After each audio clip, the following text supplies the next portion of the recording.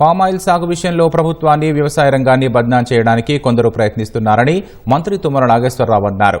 ఖమ్మం జిల్లా వేంసూరు మండలం Kalluru గూడెంలో oil palm factory నిర్మాణానికి శంకుస్థాపన చేసిన మంత్రి తుమ్మల 3 సంవత్సరాల్లో కాపుకు వచ్చే విత్తనాలను తీసుకురావాలని అధికారులకు తుమ్మల ఆదేశించారు. ఎటువంటి పరిస్థితులను తట్టుకుని శక్తి ఆయిల్ పామ్ సాగుకు ఉంటుందని మంత్రి తెలిపారు. గోదావరిలో నీళ్లు లేకపోయినా వేంసూరు మండలంలో సాగునీటికి ఇబ్బంది లేదని పేర్కొన్నారు. గోదావరి జలాలను జిల్లాలోని 10 నియోజకవర్గాలకు తీసుకురావడమే తమ లక్ష్యమని మంత్రి తుమ్మల వెల్లడించారు.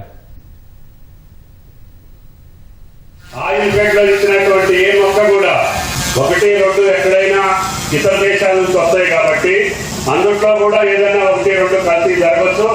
ఆ కల్తీని కూడా ఎంపీ గారు వచ్చిన తర్వాత నర్సరీలోనే కనిపెట్టి వాటిని అక్కడే తీసేసి డిస్ట్రాయ్ చేయమని చెప్పి అడుగుతున్నాం.